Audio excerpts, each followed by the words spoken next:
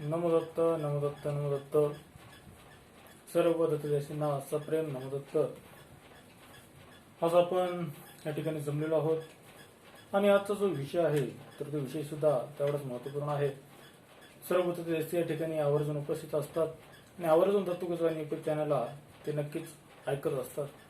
कारण की या दत्तगुजवाणी युट्यूब चॅनलवरती आपण नेहमी दत्त महाराजांविषयी नवीन नवीन माहिती नेहमी जाणून घेत असतो. आजही अशीच माहिती आपल्याला जाणून घ्यायची आणि ती माहिती म्हणजे संप्रत चालू असलेला गणेशोत्सव. आणि या गणेशोत्सवामध्ये जर आपण पाहिलं तर नाना ठिकाणी गणपतीची उपासना चालते, नाना ठिकाणी गणपतीचे उत्सव हे साजरे करताना आपण पाहतो. प्रत्येक भक्ताची उत्सव साजरे करण्याची पद्धती वेगळी आहे. अगदी महाभारत जेव्हापासून गणेशाने लिहिलं अगदी तेव्हापासून महर्षी व्यासांनी हा गणेशोत्सव चालू केला. गणेश उत्सवाचा फार मोठा इतिहास आहे आणि या इतिहासाला धरून आम्ही भारतीय परंपरा आज जोपासत आहोत. आणि म्हणून गुरुचरित्र सुद्धा या गणेशाचं वंदन करायला विसरलेलं नाही. गंगाधर सरस्वतींनी जे गुरुचरित्र मराठीमध्ये आणलं, जे मराठीमध्ये लिहिलं, कारण की गुरुचरित्र हे सांगितले गेले आणि ते मूळच हे संस्कृतमध्ये आहे असं बरेच तज्ज्ञांचं मत तर आहेच. परंतु गुरुचरित्राचा चांगला जर अभ्यास केलं तर आपल्याला कळून येतं की गुरुचरित्र हे पूर्वी होतं पण ते संस्कृतमध्ये होतं आणि ते सर्वसामान्याला उमजायला पाहिजे, समजायला पाहिजे. आणि म्हणून संत हे सर्वसामान्यांच्या विकासाचं कार्य करत असतात, उद्धाराचं कार्य करत असतात, सामाजिक परिवर्तनाचं ते कार्य करत असतात. आणि म्हणून गंगाधर सरस्वतींनी श्री गुरु नृसिंह सरस्वती स्वामी महाराज असतील त्यांच्या कृपा प्रसादाने या ठिकाणी गुरुचरित्र तुमच्या आमच्यापर्यंत अगदी कानडी भाषेमध्ये दैनंदिन जीवन जगणारे, स्वतः कानडी असणारे गंगाधर सरस्वती तर त्यांनी हे मराठीमध्ये आपल्यासाठी उपलब्ध करून दिलं. म्हणून हा सगळा गुरुचरित्राचा इतिहास तुम्हाला सर्व ज्ञात आहे. आणि म्हणून गणेश उत्सव आहे. गणेश उत्सवामध्ये अनेक नाना पद्धतीने गणेशाची उपासना करणारे अनेक भक्त आहेत. आणि म्हणून हा गणेश उत्सव जो आज आपल्यापर्यंत पोहोचला तर तो खऱ्या अर्थाने लोकमान्य टिळकांमुळे पोहोचला. लोकमान्य टिळकांनी एक सामाजिक स्वरूप या गणेश उत्सवाला दिलं. आणि म्हणून सांस्कृतिक वारसा जोपासण्यासाठी, सामाजिक सलोखा, सामाजिक एकोपा निर्माण करण्यासाठी गणेश उत्सव आमच्यापर्यंत लोकमान्य टिळकांनी सर्वप्रथम आणला. आणि म्हणून आजतागायत हा गणेश उत्सव चालू आहे. मग ही गणपतीची आराधना करायची काय कारण असेल या गणपतीच्या आराधनेमागे? गणेश उत्सव नेमका आम्ही साजरा कसा करायला पाहिजे आणि कसा करतोय त्याचं भान आहे आपल्याला? नाही. मग गणपती नेमका कसा आहे, तर गणपतीचं वैशिष्ट्य नेमकं काय आहे? गुरुचरित्रकारांनी पहिल्या अध्यायामध्ये एकूण 16 वव्या यासाठी खर्च केलेल्या आपल्याला दिसतात. गंगाधर सरस्वतीने गुरुचरित्राच्या सुरुवातीलाच गणेशाचं या ठिकाणी वंदन केलेलं आहे, नमन केलेलं आहे. एक भावाने, मनोभावाने गणपती चरणी ते नतमस्तक झालेले आहेत. काय म्हणतात गंगाधर सरस्वती? सर्वप्रथम श्री गणेशाय नमः असं म्हटलेलं आहे. त्यानंतर सरस्वतीला वंदन केलेलं आहे, श्री सरस्वती नमः. त्यानंतर कुलदेवतेला वंदन केलेलं आहे, श्री कुलदेवताय नमः. त्यानंतर श्रीपाद श्रीवल्लभाय नमः, श्रीपाद श्रीवल्लभ स्वामींना वंदन केलेलं आहे. श्री गुरु नृसिंह सरस्वती स्वामी महाराजांना वंदन केलेलं आहे, श्री गुरु नृसिंह सरस्वती नमः. आणि नंतर ते गजानन गणपतीची या ठिकाणी स्तुती करतायत, स्तवन करतायत. काय म्हणतायत? ओम नमो जी विघ्नहरा गजानना गिरिजा कुमारा, जय जय लंबोदरा एकदंता शिल्पकर्णा. हे सुपासारखे कान असणाऱ्या, एकदंत असणाऱ्या, लंब उदर ज्याचं पोट लंबाकृती आहे त्याचा मी खऱ्या अर्थाने जय जयकार करतो. ज्याचं वदन हे गजानन आहे, गजमुख ज्याचं आहे, हत्तीचं तोंड ज्याला बसवलेलं गेलेलं आहे. पहिली शल्य क्रिया जर कोणची असेल तर ती म्हणजे गजानन गणपतीची.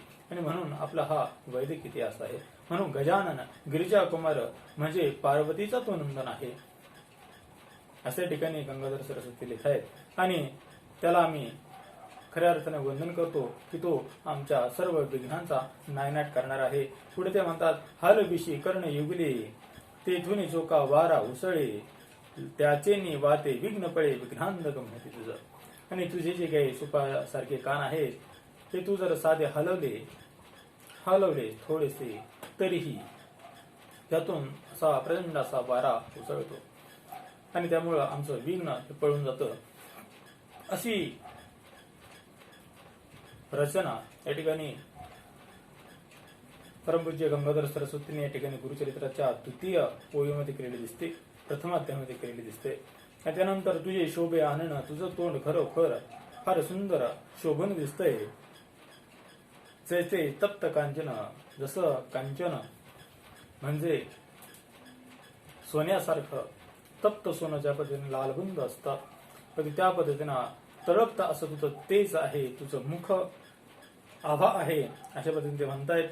किंवा उदित प्रभा रमण तैसे तेज फाकत असते, किंवा ज्या पद्धतीने सूर्य हा ढगांच्या आडून सकाळी उगवतो आणि त्याचं जे तेज असतं काही दिशांमध्ये ते लालबुंद तेज, ते प्रखर असं तेज सर्वांना मोहून टाकणारं असतं. तरी त्या पद्धतीने मोहून टाकणारं तुझं मुखबदन आहे आणि त्या मला नेहमीच मोहित करत असतं. आणि अशा पद्धतीने विघ्न कानना छेदनासी हाती फरेश धरलासी.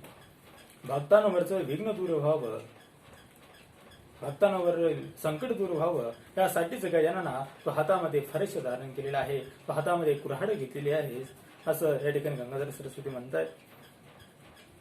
नागबंद कडेसी उरग यज्ञपवित, यज्ञपवित आहे आणि नागबंद पोटावरती तो धारण केलेला आहे, असं वर्णन एकंदरीत त्या गजाननाचे केलेलं आहे. त्यानंतर चतुर्भुज दिसती निका विशालाच्या विनायका प्रतिपाळीची विश्वलोका निर्विघ्न करून या.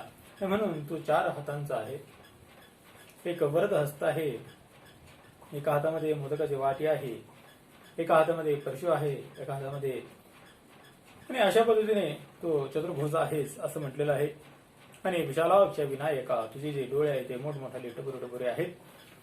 आणि असं गंगाधर सरस्वती या ठिकाणी वर्णन करतायत. प्रतिभाळीची विश्वलोका, आणि या विश्वांचा, या विश्वातील लोकांचा तो खऱ्या अर्थाने प्रतिपाळ करतोस. हे गजानन गणपती अशा पद्धतीने तो मला दिसतो आहे, अशा पद्धतीने तो आहेस असं गंगाधर सरस्वती म्हणतायत. एवढंच काय, तुझे चिंतन जे करीती ते विघ्नेन बाधती, सकाळाभीष्ट साधती अवलिंबेसी. तुझं जे स्मरण करतात ना, हे गजानन गणपती तुझे स्मरण करतात ना, रे गजानना, त्यांना विघ्न काय स्पर्श सुद्धा करू शकत नाही. कारण की तू धावून जातोस, विलंब करत नाहीस, अविलंबेसे असं म्हटलेलं आहे. विलंब तू करत नाहीस तर तू धावून जातोस आणि भक्तांवरचं संकट ते पूर्णतः तू दूर करतोस. आणि म्हणून सकळ मंगलकारी असी प्रथम बंधीचे तुम्हासी चतुर्दश विद्यांशी स्वामी तुझी लंबोदर. आणि म्हणून चतुर्दश जे विद्या आहेत, 14 विद्या ज्याला म्हटलं जातं, जे काय मंगल कार्य आहे तर मंगल कार्यारंभी तुझं वंदन केलं जातं, तुझं स्तवन केलं जातं. कारण की ते कार्य निर्विघ्नपणे पार पडावं यासाठी सर्वजण म्हणतात वक्रतुंड महाकाय सूर्यकोटी समर्पव निर्विघ्नम कुर्मदेव सर्व कार्येषु सर्वदा. आणि अशा पद्धतीने गजानना तुझं सगळेजण स्तवन करतात, तुझं वंदन करतात, तुझ्या चरणी नतमस्तक होतात. कारण की तू चतुर्दश विद्यांचा स्वामी आहेस, 14 विद्यांचा तो अधिपती आहेस. आणि म्हणून या ठिकाणी तुला सर्वजण या ठिकाणी वंदन करतात असं गंगाधर सरस्वती म्हणतात. हा एक गुण गणपतीचा खरोखर शिकण्यासारखा आहे की आम्ही नेहमी विद्या शिकत राहिली पाहिजे, शिकत राहिली पाहिजे, शिकत राहिली पाहिजे. आणि आम्ही शिकतो तरच आम्ही खऱ्या अर्थाने विद्वान होतो. आज थोडं जर आम्हाला आलं तर थोडासा ज्ञानाचा गर्भ आम्हाला अगदी चकनाचूर करून टाकतो.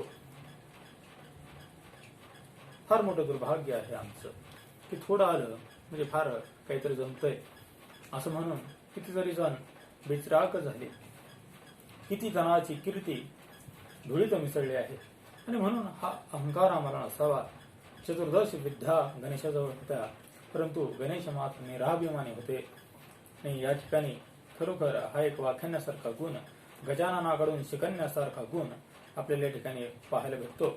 आणि म्हणून वेद शास्त्र पुराणे तुझेचे असतील बोलणे ब्रह्मादिक या कारणे स्त्रीला असे सुरबरी.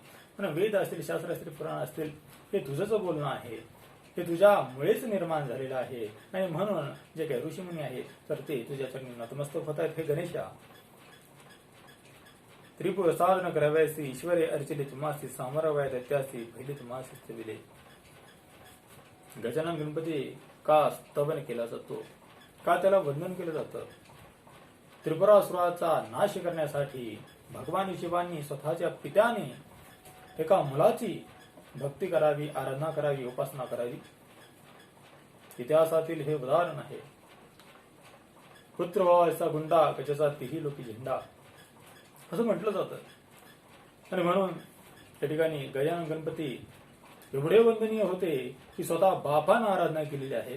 एका त्रिपुरासुराचा वध करण्यासाठी भगवान शिवशंकराने गणेशाची आराधना केलेली आहे. म्हणून ते रांजणगाव महागणपती ज्याला म्हटलं जातं, त्या महागणपतीचं वर्णन गुरुचरित्रकारांनी या ठिकाणी केलेलं आपल्याला दिसतं. म्हणून कर्नाटकामध्ये जरी कडगंजी या ठिकाणी गुरुचरित्र लिहिलेले जरी असेल तरीही गजानन गणपती हा महाराष्ट्राचा रांजणगावातील वर्णन केलेला आहे. या ठिकाणी आपल्याला गुरुचरित्र सांगतं. आणि म्हणून आत्मीयता आहे मराठी मातीची, अस्मिता आहे मराठी मातीची, की या मातीमध्ये हे रत्न जन्माला येतात आणि हे जगामध्ये आदर्श नव्हे विश्वामध्ये आदर्श होतात. आणि म्हणून ते वंदिले जातात. प्रत्येक ग्रंथारंभी ते वंदिले जातात. म्हणून ही अस्मिता खऱ्या अर्थाने टिकली पाहिजे. आणि म्हणून गणेशोत्सव आहेत की तुमचं खरं संस्कृतीची जाणीव तुम्हाला व्हायला पाहिजे. आमची संस्कृती पुढे चालली, आम्ही पुढे चाललोय हे आम्हाला खऱ्या अर्थानं कळायला पाहिजे. म्हणून आमच्या बापाला आम्ही वंदनीय असले पाहिजे. नाहीतर आज आपण जर पाहायला गेलो तर बापाला कधी कधी पश्चाताप होतो की उगाच कुटाणा केला, उगाच उपद्व्याप करून घेतला की याला जन्म दिला. पण या ठिकाणी त्या पद्धतीने नाही. हा आदर्श आम्ही गणपतीकडून घ्यावा की आमच्या बापाने सुद्धा आम्हाला खऱ्या अर्थाने सन्माननीय मानावं, असं आमच्यात गुण पाहिजे, असं आमचं कर्तृत्व पाहिजे. आणि ते कर्तृत्व गणेशाकडे होतं. आणि म्हणून त्रिपुर सुराचा जो नाश केलेला आहे, आणि या त्रिपुरासुराच्या नाशासाठी भगवान शिवांनी तुला खऱ्या अर्थाने या ठिकाणी स्तवन केलेलं आहे. तुला प्रसन्न करून घेण्यासाठी तुझी आराधना केलेली आहे. गणेशा त्रिपुर साधन करवायची ईश्वरी अर्चिले तुम्हासी समारामया दैत्यासी पहिले तुम्हासी स्थविले. हरी हर ब्रह्मादिक गणपती कार्यारंभी तुझ वंदिती सकाळीष्ट साधती तुझे प्रसादे. हरी असेल, हर असेल, ब्रह्म असेल, तिन्ही देव तुझ्या चरणी नतमस्तक व्हावेत. एवढा कला नैपुण्य तुझ्याकडे आहे, एवढी विद्या तुझ्याकडे आहे, एवढं चातुर्य तुझ्याकडे आहे. आणि म्हणून गणेशा हे सगळे देव तुझ्याकडे सर्वप्रथम नतमस्तक होतात. ही कार्य योजना आहे, तर ती कार्य योजना सफल कशी करायची याचं बुद्धी चातुर्य तुझ्याकडे आहे. आणि म्हणून गणेशाचं वंदन जर आपण पाहिलं गुरुचरित्राच्या माध्यमातून तर एकूण 16 वाव्यांमध्ये गुरुचरित्रकारांनी गणपतीला स्तवन केलेले. नंतर गणपती कुठेही उल्लेख केला गेलेला नाही. नंतर पहिल्या अध्यायाच्या नंतर गणपतीचा उल्लेख केला गेला तर श्रीपाद श्री वल्लभ स्वामी त्या गोकर्ण क्षेत्रामध्ये का राहिले, तर ते गोकर्ण महाबळेश्वराची कथा सांगण्यासाठी या गणपतीचं वर्णन गंगाधर सरस्वतींनी केलेले दिसतं. कशामुळं? विघ्न हरता आहे, त्या ठिकाणी तो रावणाला विघ्न हरता झालेला आहे. म्हणून जे दुष्ट आहे त्यांच्यासाठी तो विघ्न करताच आहे. म्हणून जरी तो विघ्न हरता असेल संपूर्ण जगासाठी, परंतु दुष्ट आत्म्यांसाठी तो विघ्न करताच आहे. या ठिकाणी आवर्जून लक्षात ठेवलं गेलं पाहिजे असं मला वाटतं. आणि म्हणून गणेश हा पक्षपात करणारा नव्हता. सत्सद विवेक बुद्धीने जे वागणारे आहेत तर त्यांच्या पक्षातील तो होता. सत्याच्या मार्गातील गणेश होता, नीतिमत्तेच्या मार्गातील गणेश होता. आणि म्हणून तो पूजेला गेला. म्हणून रावण जरी महापराक्रमी होता, बलाढ्य होता, शिवशंकराने त्याला आत्मलिंग द्यावं इतकी त्याची योग्यता पात्रता जरी होती, तरी गणेशाने मात्र हिचे काही स्वार्थीपणा रावणाने साधलेला आहे. तर ह्या स्वार्थीपणा विषयी आत्मीयता बाळगलेली नाही, त्या कडकडून विरोध केलेला आपल्याला दिसतो. आणि म्हणून सर्व देव ज्यावेळेस गणेशाकडे गेले त्यावेळेस तो विघ्नकर्ता होऊन रावणासमोर हजर झालेला आहे, पेश झालेला आहे. आणि म्हणून अशा पद्धतीने मी तुम्हाला सांगू इच्छितो की गजानन गणपती कशामुळे वंदिला जातो की योग्य न्याय्य भूमिका बजावण्यासाठी भक्ताला खऱ्या अर्थाने योग्य तो न्याय मिळवून देण्यासाठी खऱ्या अर्थाने गणपती नेहमी तत्पर असतो. आणि म्हणून या ठिकाणी एका वडिलांनी एका मुलाची आराधना केलेली, शिवशंकराने मुलाची आराधना केलेली आणि हे गुण आपल्याला शिकता आले पाहिजे. आणि म्हणून हा गणेशोत्सव खऱ्या अर्थाने साजरा होणं काळाची गरज आहे असं मला वाटतं. आणि म्हणून पुढे कृपानिधी गणनाथा सुरभराधिका विघ्नहर्ता विनायका अभयदाता मतिप्रकाश करीमच, हे फार महत्वाचं आहे हो, फार महत्वाचं आहे. ही ओळी वाचली की मला खरोखर अंतकरण माझं पिळवटतं, अंतकरणामध्ये माझ्या फारच वेदना व्हायला लागतात. मती प्रकाश करी सदा असं म्हटलेलं आहे. मती प्रकाश करी मज ओळी क्रमांक 11. आणि ह्या 11व्या ओळीमध्ये गुरुचरित्रकार श्रीमद श्री गंगाधर सरस्वती स्वामी महाराज या ठिकाणी मती प्रकाश करी मज असं म्हटलेलं आहे. आता गंगाधर सरस्वतींच्या मतीमध्ये प्रकाश पाडावा एवढं गंगाधर सरस्वतींची मती म्हणजे एवढी कलुषित मुळीच नव्हती. ते संत होते. श्री गुरु नृसिंह सरस्वतींचा वर्ग असतो होता. जिथे गुरूंचा वर्ग असतो त्या ठिकाणी बुद्धी अशा पद्धतीने दुर्बुद्धी ती कधीच नसते. पण मती प्रकाश करी माझं गंगाधर सरस्वती म्हणताय, का म्हणत असावेत गंगाधर सरस्वती असे? मला हा प्रश्न पडतो, नेहमीच पडतो. आणि हा पडलाच पाहिजे. ऋतुदासी हो, खरोखर पडला पाहिजे. की माझ्या ठिकाणी तुम्हाला आवर्जून सांगू इच्छितो की मती प्रकाश करी माझं ज्यावेळेस मी वाक्य वाचतो त्या गुरुचरित्रामधील, त्यावेळेस मला खरोखर दुःख होतं. का म्हटले असतील असे गंगाधर सरस्वती की मती प्रकाश करी मज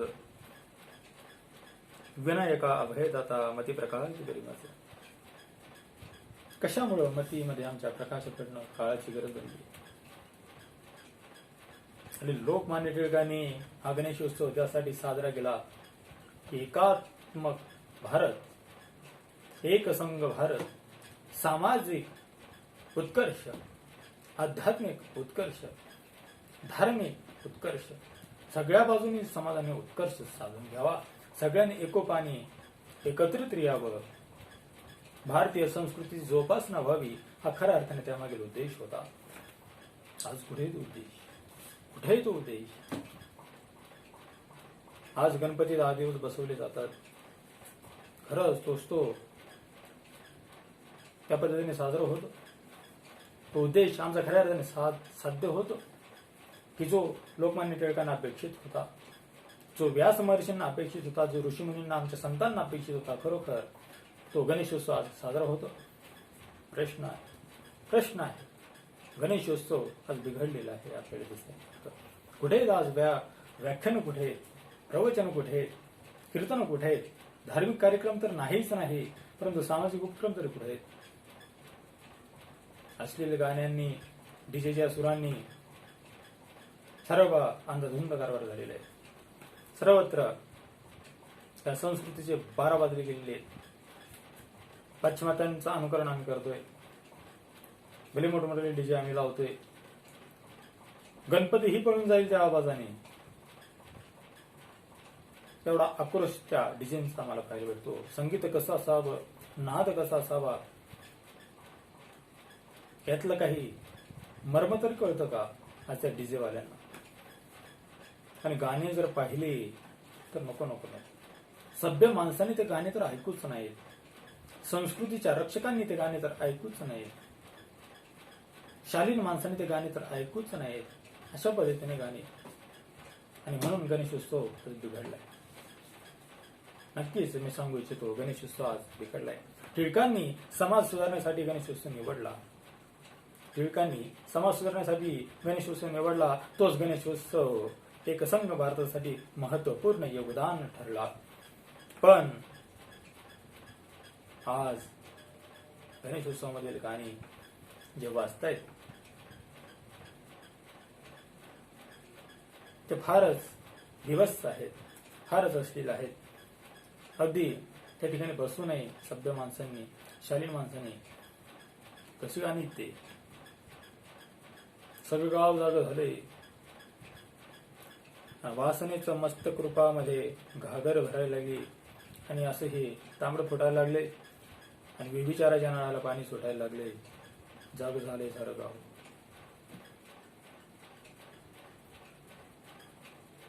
आणि हे जेव्हापासून आलं, गावाच्या पद्धतीने जेव्हापासून जाग झालं, तेव्हापासून गणेशोत्सव खऱ्या अर्थाने बिघडला गेलाय. जेव्हापासून साडी गेली, लुगडे गेले, चोळी गेली, भारतीय संस्कृतीनुसार राहणीमान गेली आणि झगा जेव्हापासून त्या वाऱ्यावरती उडायला लागला, तेव्हापासून गणेशोत्सव बिघडायला लागले. त्यांना शेजारीची कोंबडी पळकुड्यासारखी तंगडे धरून पाळायला लागली. रात्रीच्या खिडक्या लोकांसाठी उघड्या राहायला लागल्या. तेव्हापासून गणेशोत्सव आणि त्याची मानसिकता खऱ्या अर्थाने बिघडायला लागली असं मला वाटतं. सदाचार संपन्न शीलवान पुरुषोत्तम राजकुमार नकोच आम्हाला. शीलवान सदाचार नकोच. ज्याच्या खिशात मनी त्याचीच होईल धनी. हे विचार जेव्हापासून या समाजामध्ये रुजायला लागलेत ना, तेव्हापासून गणेशोत्सव खऱ्या अर्थाने बिघडायला लागला असं मला वाटतं. आणि आता तर मर्यादाच ओलांडली आहे, फारच मर्यादा ओलांडली. आता ही कोंबडी पळाली तंगडी धरून, हे काय ज्याच्या खिशात मनी तोच माझा धनी, झागा उडायला लागला. हे तर आता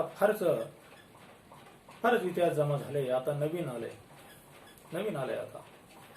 आणि ते नवीन म्हणजे पावसाचं भरून पडते पाणी पाणी पाणी पाणी, आणि त्याखाली गणपती, आणि त्याच्या पुढे गंदी बात गंदी बात गंदी बात. का घडतंय? हे तो लड़की पागल है पागल है पागल है, हे तो लड़की पागल है पागल है पागल है. म्हणाले काय हे? काय हे गुरुचरित्रात आहे काय? हो, हेच आहे गुरुचरित्रामध्ये, आणि हेच तुम्हाला सांगण्याची गरज आहे. मग प्रकाश करी मज गुरुचरित्रकाराने हेच अपेक्षित आहे, हेच मी सांगतोय, आवर्जून सांगतोय, जरूर सांगा. मग प्रकाश करी मज हेच सांगितलंय. तुम्ही म्हणाल मुलींवरती आक्षेप घेताय, लडकी पागल हे म्हणताय, तुम्ही गाण्यात म्हणता त्यावेळेस चालतं. पण मी आजही म्हणेल की स्त्रिया आज बिघडायला लागल्यात. त्यामुळेच बिघडल्या नाहीत, स्वतःहून ते बिघडल्याचं नाहीत, त्यांना बिघडवलं जातंय.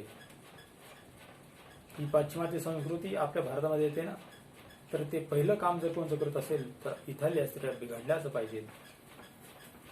कारण ज्या संस्कृतीमधील स्त्री बिघडली, ध्यानात घ्या माझं वाक्य, दत्तदेसी योगेश दाभाडे बीड आपल्या सोबत आहे. हे वाक्य कुठेही तुम्हाला ऐकायला भेटणार नाही, कारण की ही योगेशाची योग्यवाणी आहे. माझ्या गुरुचरित्राने काय शिकवण दिली त्याचं हे समाज प्रबोधन आहे, ध्यानात ठेवा. मग ती प्रकाश करी मज यावर मी बोलतोय, कळवळून बोलतोय, आणि अंतकरणामध्ये काहीतरी पोट तिडीक आहे म्हणून बोलतोय. ध्यानात घ्या दत्तदेसी हो. ज्या संस्कृतीमधील स्त्री बिघडली, त्या संस्कृतीमधील संतती बिघडली, आणि ज्या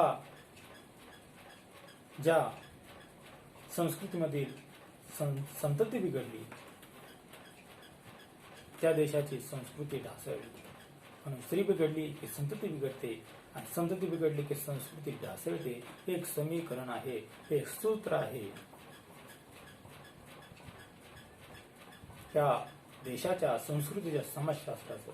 आणि म्हणून तुम्हाला मी सांगू इच्छितो, जोपर्यंत राजमाता जिजाऊ होत्या, जोपर्यंत राजमाता जिजाऊ होत्या, जोपर्यंत राजमाता जिजाऊ होत्या, तोपर्यंत छत्रपती या देशामध्ये जन्माला येत होते. आज शिवाजी पाहिजे आहे, राजमाता जिजाऊच नाही. संस्कृती बिघडली, ध्यानात घ्या. आणि म्हणून आज पाश्चिमात्य लोकांचे जे काय आहे ते अनुकरण मोठ्या प्रमाणात आपल्याला घडताना दिसतंय, अंधानुकरण होत आहे. म्हणून हे षडयंत्र आहे आपल्या संस्कृतीशी. भलं कोणाला देखत नाही, चांगलं कोणाला पाहावंसं वाटत नाही. म्हणून आज फॅशनच्या नावाखाली तुम्ही पाहताय बिभत्स असं वर्तन आमच्याकडून घडतंय. नागडी संस्कृती आमच्याकडे येते. अर्धनग्न असे विविध कपडे आम्ही वापरतोय आज, आणि भारतात रुजवलं जात आहे. फॅशन डिझायनिंग नावाचे नवीन कोर्स निघाले. त्यांचे विशेष पॅकेज असतात. तुम्ही असे डिझाईन करा म्हणजे तुम्हाला एवढं पॅकेज दिलं जाईल. आणि त्याचमुळं आमचे बेरोजगार तरुण फॅशन डिझाईनच्या नादामध्ये काय काय कपडे बनवत आहेत, काय काय बाजारामध्ये खपवले जात आहेत, ना आमचीच लोक ते घालतायत, ना आमच्या संस्कृतीची कशी 12 वाजतायत. आता वाजली की 12 खरोखरच म्हणण्याची वेळ येते. आणि म्हणून जागे व्हा. मती प्रकाश करी मज गणेशा, मती प्रकाश करी. मतीमध्ये प्रकाश दे, सगळ्यांच्या बुद्धीमध्ये तुकतील प्रकाश पाड, ज्ञानाचा, सभ्यतेचा, संस्कृतीचा, धर्मरक्षणाचा. आणि म्हणून गुरुचरित्रकाराने या ठिकाणी अपेक्षित आहे बाबा हो. आणि म्हणून या ठिकाणी मी तुम्हाला आवर्जून सांगू इच्छितो की आमची जी संस्कृती आजपर्यंत झाकलेली होती ती आज उघडी करण्याच्या नादामध्ये काही धर्मदेशी लोक लागलेले आहेत. आणि म्हणून त्याची कल्पना देखील आम्हाला नाही आहे की आम्ही कशी उघडी होत चाललोय. कल्पना देखील नाही. ज्यावेळेस पूर्ण आमचं ओढून घेतलं जाईल, अगदी काढून घेतलं जाईल, त्यावेळेस आम्हाला कळेल अरे आम्ही तर उघडे झालो. त्यावेळेस आमच्याकडे झाकायला काही नसणार आहे. म्हणून संतांचे विचार तुमची इज्जत झाकवण्यासाठीच आहेत. संतांचे विचार खऱ्या अर्थाने माणसामध्ये परिवर्तन करण्यासाठी आहेत, समाजाचा उत्कर्ष करण्यासाठी आहेत. आणि म्हणून हे ध्यानात घ्या की आज या संस्कृतीची इज्जत राखणं गरजेचं आहे. या संस्कृतीचा मान सन्मान करणं गरजेचं आहे. म्हणून संस्कृती आज भारतीय संस्कृती जगाला आदर्श वत अशा पद्धतीची संस्कृती जगाला आदर्श आहे. अशी संस्कृती आज टिकवणं गरजेचं आहे. म्हणून या देशाची श्री आज घडली पाहिजे, बिघडली नाही पाहिजे, घडली पाहिजे असं म्हणतोय मी.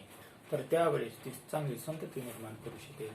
आणि ज्यावेळेस संतती चांगली निर्माण होईल त्यावेळेस आमची संस्कृती सुद्धा आपोआप चांगली झाल्याशिवाय राहणार नाही. आणि म्हणून गुरुचरित्रकार या ठिकाणी म्हणतायत मती प्रकाश करी मज की देवा, आता माझ्या मतीमध्ये प्रकाश येते. असं प्रत्येकाने गणपतीचं बळात मागणं गरजेचं आहे. फार दूरदृष्टीचा हा विचार आहे. त्या दिवशी पुण्यामधली बातमी वाचली, हृदय हिलावलं. एक तरुणी होती, हातामध्ये दारूची बॉटल होती आणि चक्का जाम तिने केला होता. संपूर्ण ट्रॅफिक त्याने अडवून धरलेली होती आणि काहीतरी बरळत होती. पोलिसांना सुद्धा ती ऐकली जात नव्हती. इतकी भयानक परिस्थिती आहे. मुली सुद्धा आज पार्ट्या करतायत, दारू पितायत. काय राहिलं अजून बिघडायचं. आणि कोणत्या संस्कृतीची आम्ही अपेक्षा धरतोय. माझी संस्कृती फार पवित्र आहे, आहेच ती पवित्र, पण ती टिकविल कोण ही काळाची गरज आहे. आणि म्हणून हे समाज प्रबोधन खऱ्या अर्थाने काळाची गरज आहे, हे घडणं गरजेचं आहे.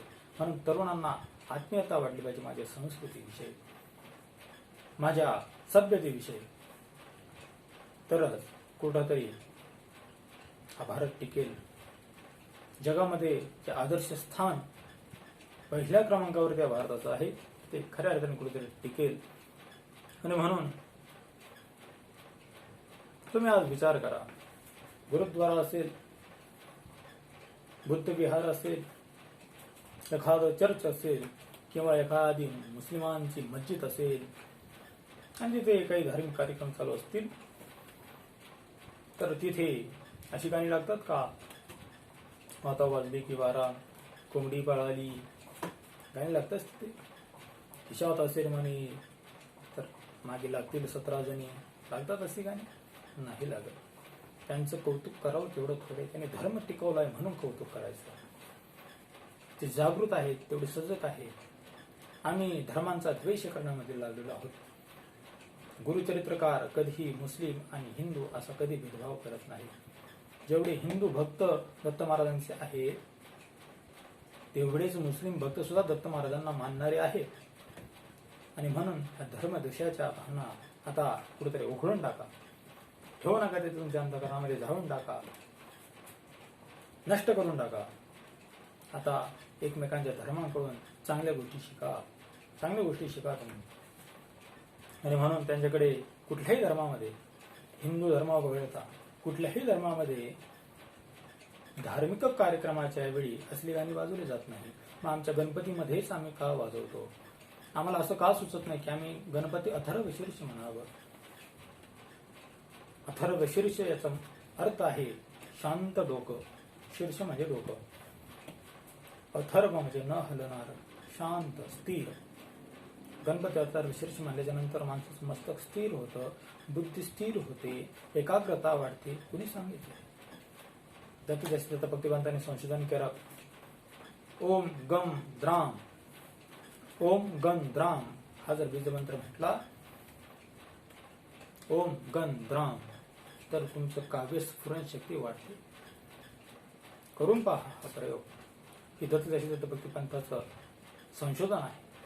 आणि म्हणून असे संशोधन तुमच्याकडून का घडत नाही? गणेशाला जे प्रिय आहे ते म्हणजे विविध चातुर्यकला शिकणं. आम्ही का करत नाही? सामाजिक उपक्रम आम्ही का घेत नाहीत? लहान लहान मुलांच्या निबंध लेखन स्पर्धा, शुद्ध लेखन स्पर्धा, सुंदर हस्ताक्षर स्पर्धा, चित्रकला स्पर्धा, अशा स्पर्धा का आयोजित केल्या जात नाहीत? आज थोड्या मोठ्यांच्या व्याख्यानं का आयोजित होत नाहीत? आज कीर्तन महोत्सव का होत नाहीत? 10 दिवसांमध्ये चांगले व्याख्याते का बोलवले जात नाहीत? काय झाले काय नेमकं समाधान? म्हणून मती प्रकाश करी मज वहीवर मी बोलते, ध्यानात ठेवा. गंगाधर सरस्वतींना ही मागण्याची गरजच नाही. त्यांनी आपल्यासाठी मागितलं, तुमच्या आमच्यासाठी मागितलं, सर्वसामान्यांसाठी मागितलं की मती प्रकाश करी मज, की समाजात बिघडत चाललाय. आणि म्हणून अश्लील फालतू जे काही गाणे आहेत ना, आता 10 दिवस वाजवले असतील, परंतु आता गणेश विसर्जन आहे, चुकून हे वाजू नका. चुकून हे असले गाणे वाजवायचे नाहीत. नाहीतर तुझ्या आईची तुला शपथ आहे हे ध्यानात ठेवा. गणेश विसर्जनाला जर अशी कोणी गाणे वाजवले तर तुझ्या आईची तुला शपथ आहे वाक्य ध्यानात ठेवा. या ठिकाणी मी कळकळीने सांगू इच्छितो. आणि म्हणून मग ते प्रकाश करी माझं 16व्या या ठिकाणी गंगाधर सरस्वतींनी लिहिल्या. तर त्या व्हाव्या यासाठीच लिहिल्या की मग ते प्रकाश करी माझं, हे गणेशा खऱ्या अर्थाने मला बुद्धी दे की असं काही कृत्य माझ्याकडून घडलं जाऊ नये. आणि म्हणून माझे मनीची वासना तुवा पूर्वाभि गजानना आहे. म्हणून गजानना माझ्या मनात एवढीच वासना आहे, एवढीच माझ्या मनामध्ये वासना आहे. काय वासना आहे? तुवा पूर्वाभि गजानना साष्टांग करीतो नमना विद्या देई मजा. आता खरंच मला आता विद्या दे. मी फार भ्रमिष्ट झालो आहे. माझं कुठं चाललं आहे? मी पाश्चिमात्यांचं अनुकरण करून स्वतःला फार सुशिक्षित समजलो, पण सुसंस्कारित कधी मी झालोच नाही. देवा मला आता विद्या देतो. आणि म्हणून या ठिकाणी समस्त गणांचा नायक तुझे विघ्नांत अंतक, तू ते वंदितीचे लोक कार्य साधित यांचे सकळ कार्य आधरू, तुझे कृपेचा सागरू, करुणानिधी गौरी कुमरू, मध्ये प्रकाश करी मज. पुन्हा एकदा म्हणतायत 13व्या ओळीमध्ये की पुन्हा एकदा माझा मध्ये प्रकाश करी. आमची बुद्धी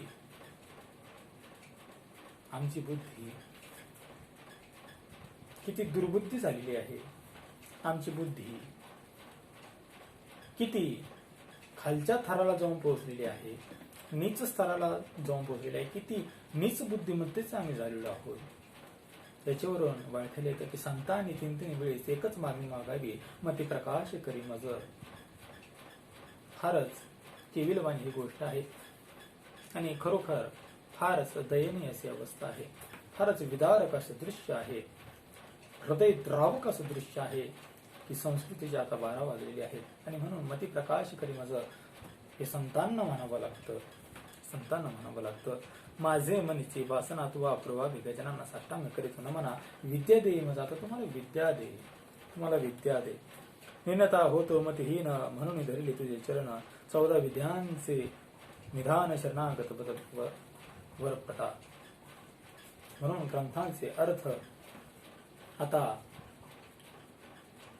ज्या पद्धतीने समाज बदलतो त्या पद्धतीने लावणं काळाची गरज नाही. कारण की आज ब्रह्म सगळ्यांना समजून सांगावं त्यापेक्षा आधी माणूस म्हणून जीवन जगता यायला पाहिजे हे समजून सांगणं काळाची गरज बनलेली आहे. आणि म्हणून मी मतिहीन आहे, मला मती नाही. आणि म्हणून मी तुझे चरण धरले आहे गजानना. 14 विद्यांचे निधान चरणांगत प्रदा. आणि म्हणून हे 14 जे चातुर्य कला आहेत तर त्या तू आम्हाला द्याव्यास असं या ठिकाणी गंगाधर सरस्वती म्हणतायत. आणि मग पुढे माझ्या अंतकरणीचे व्हावे गुरुचरित्र कथन करावे पूर्ण दृष्टीने पाहावे ग्रंथसिद्धी पाहावे दातरा. आणि म्हणून माझ्या अंतकरणामध्ये माझी इच्छा आहे मी माझ्या श्रीगुरूंचे चरित्र सांगावं, या जगाचं प्रबोधन करावं, या जगाला खऱ्या अर्थाने सत्य ज्ञान सांगावं, खऱ्या अर्थाने मानवता धर्म शिकवावा की माणूस म्हणून आपण जन्माला आलोय की आम्ही नेमकं काय करायला पाहिजे, काय नको करायला, काय निषिद्ध आहे, काय आवश्यक आहे मानवी जीवनाच्या कल्याणासाठी. तर हे शिकवण्यासाठी हे गजानना माझ्या गुरूंनी जे मला ज्ञान दिले, माझ्या गुरुरायांनी माझ्या श्रीगुरूंनी जे आचरण करून दाखवलंय असं जे काही सिद्धांत आहे ते म्हणजे गुरुचरित्र. तर ते गुरुचरित्र मला जगापर्यंत पोहोचवायचं आहे आणि म्हणून तो पूर्ण दृष्टीने माझ्याकडे लक्ष दे, पूर्ण कृपा तू माझ्यावरती कर आणि ग्रंथसिद्धी पाववी दातरा. हे दातृत्व भावनेच्या अति उच्च कुटी देवा हे गणेशा माझ्याकडे तू पहा, माझ्याकडे तू पहा, पूर्ण दृष्टीने तू माझ्याकडे लक्ष दे. आणि म्हणून मला लोकप्रबोधनासाठी समाजाच्या उद्धारासाठी परिवर्तनासाठी श्रीगुरूंनी जे योजलेलं आहे तर ते कार्य माझ्याकडून तू सुफळ संपन्न करून घे. आणि म्हणून गजानना गणेशा या ठिकाणी मी तुझ्या चरणी नतमस्तक होतो. अशा पद्धतीने गंगाधर सरस्वतींनी या गजाननाचं स्तवन आरंभ केलेलं आहे. म्हणून एकंदरीत 16व्या मध्ये आपण हे सर्व काही गजाननाचं स्तवन या ठिकाणी पाहिलेलं आहे. आणि म्हणून आज काळाची गरज म्हणजे आज काळाची गरज आहे की लोकप्रबोधन होणं गरजेचं आहे, समाज प्रबोधन होणं गरजेचं आहे. म्हणून जगाला ब्रह्म शिकवण्याची एवढं काळाची गरज आहे.